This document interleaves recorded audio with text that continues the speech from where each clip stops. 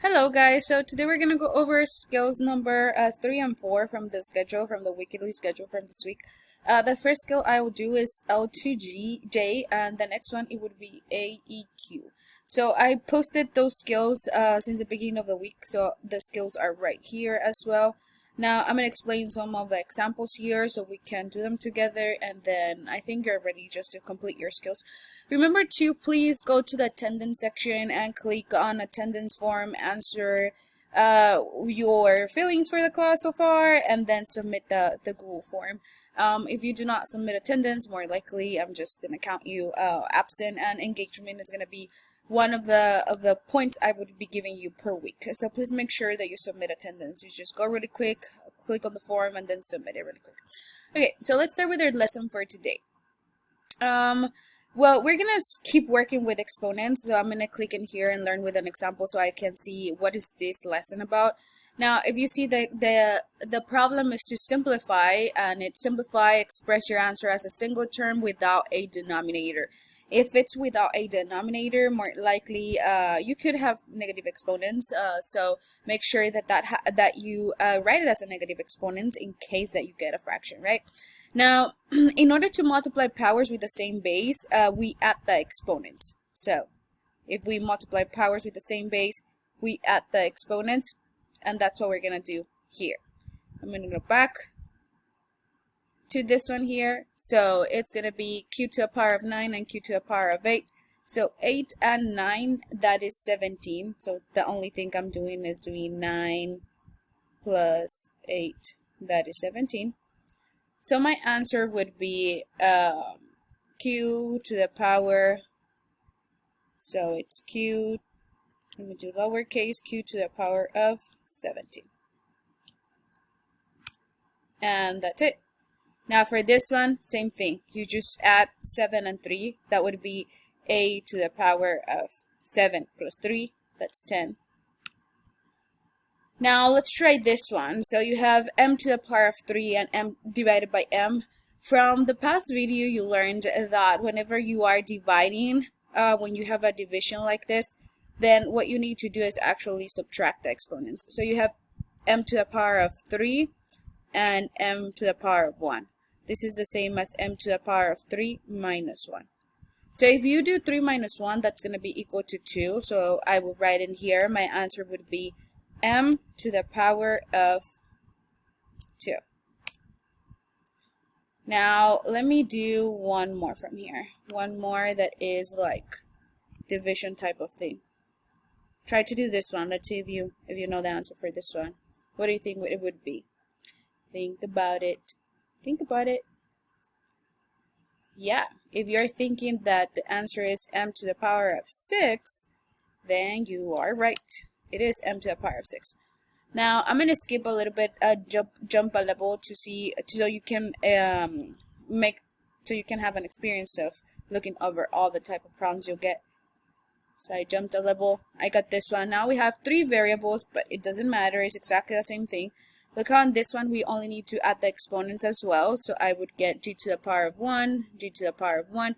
That is g to the power of 1 plus 2 plus 1.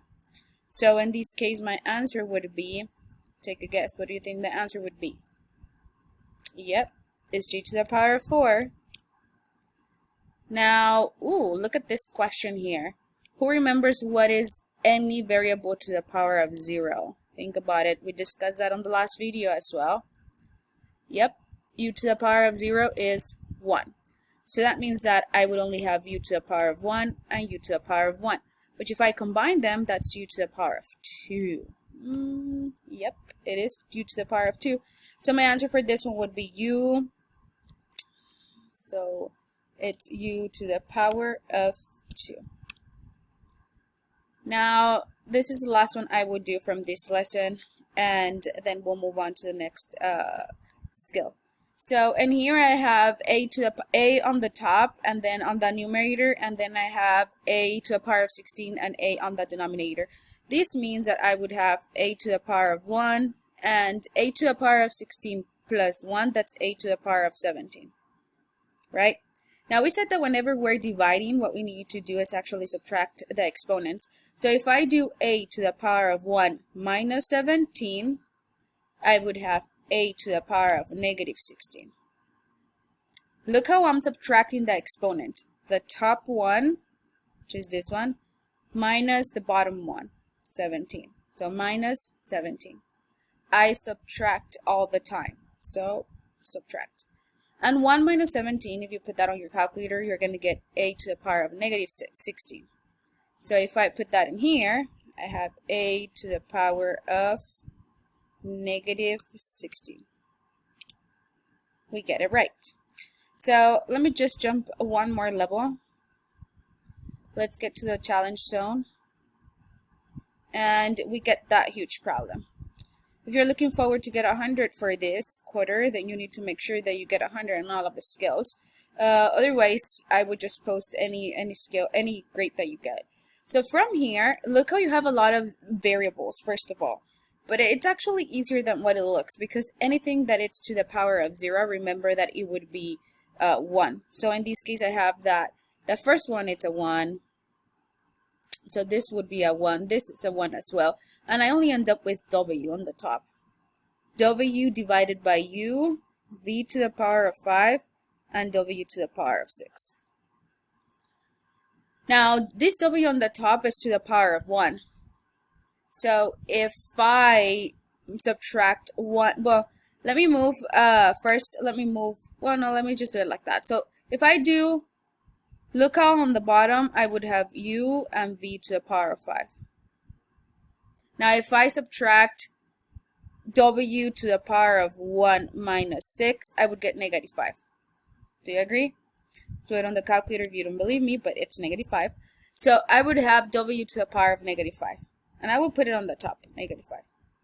Now, since the beginning, I told you that you cannot have fractions. So, not denominator. So how can I make this ones go to the top? Yeah, I just switch the exponent to the opposite sign.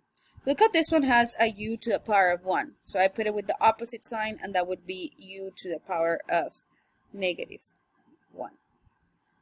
And look at this one, it would be V to the power of 5. I do V to the power of negative 5. And that way I move them to the top. So my answer for this problem would be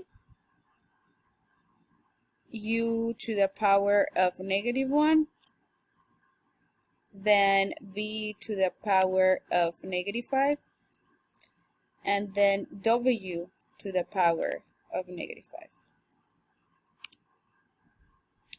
Okay, that's for students that want to get all the way to 100, then that's exactly how you do it.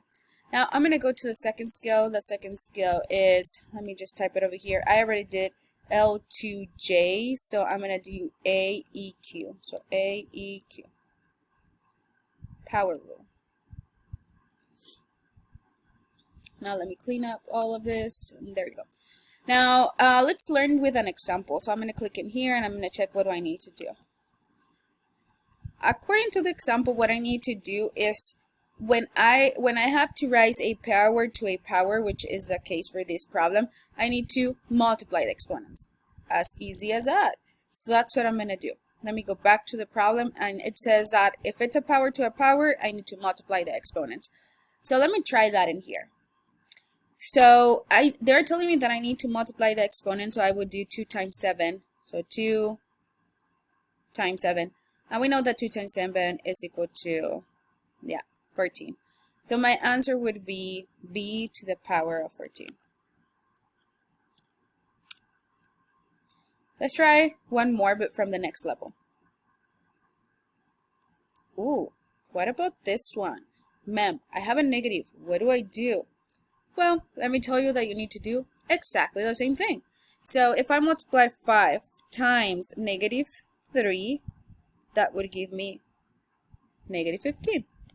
So my answer for this problem would be T. So I do T. Oh my God, it doesn't want to write. T to the power of negative 15. And that's it. I'm going to try one more from the next level. Ooh, now I have two different variables. What can I do on this problem here? Well, you do exactly the same thing, but with both variables. So that first one you're going to do, it's the p. So you're going to do p to the power of 11 times 9. And then you're going to do q to the power of 7 times 9. If I multiply 11 times 9, if you do that on the calculator, that's going to give you actually 99. So my first answer is p to the power of 99. And the second one, if I multiply in 7 times 9, that's 63. So that would give me q to the power of 63. And I submit it. And we get it right. So it's exactly the same thing for any of this problem. This is the last problem I would do. So let me just do it really quick. Now, if you're scared because of that v to the power of 0, then, well, the only thing that you need to do is do exactly the same thing. If you do v to the power of 0, that's 1. So I'm going to do it here. This is 1. And if it's 1, you don't have to do anything to it. So you're only going to do w to the power of 10 times negative 4. We know that 10 times negative 4, it's negative 40. So my answer is w to the power of negative 40.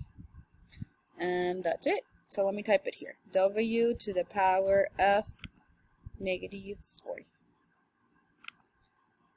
Okay guys, so that's it for this lesson. Please make sure that you finish your Excel skills, and if you have any questions, please just type it on the Google stream on the class, and also please make sure that you do your attendance form, and well, see you on the next lesson. Bye guys.